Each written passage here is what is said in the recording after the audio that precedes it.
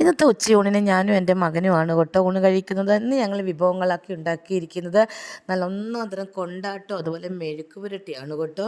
വെണ്ടയ്ക്കാണ് കേട്ടോ, നാടൻ വെണ്ടയ്ക്ക കട്ട് ചെയ്തിട്ട് അതിലോട്ട് കുറച്ച് മുളക് പൊടിയും മല്ലിപ്പൊടിയും മഞ്ഞൾപ്പൊടിയും ഉപ്പും അതുപോലെ തന്നെ കുറച്ച് കടലപ്പൊടിയും കൂടി നന്നായിട്ട് മിക്സ് ചെയ്ത് കുറച്ച് സമയം വെച്ച് കേട്ടോ. എന്നിട്ട് കുറച്ച് എണ്ണയിലാണ് കേട്ടോ ഫ്രൈ ആക്കി എടുത്തിരിക്കുന്നത്.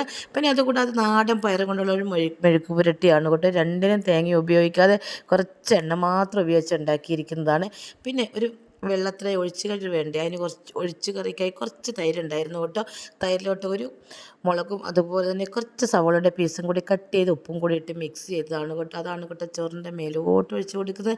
പിന്നെ അച്ചാർ വേണ്ടവർക്ക് ഒരു ചെറിയ കഷ്ണം മാങ്ങ അച്ചാറും കൂടി കേട്ടോ. നല്ല ടേസ്റ്റാണ് കേട്ടോ. ഇങ്ങനെ തൈര് ഒഴിച്ച്, അധികം പുളിയില്ലാത്ത തൈര് ഇങ്ങനെ ഒഴിച്ച് മെഴുക്ക് പുരട്ടിയും കൂടി ഇങ്ങനെ കുഴച്ച് കഴിക്കാൻ അടിപൊളി ടേസ്റ്റാണ് കേട്ടോ.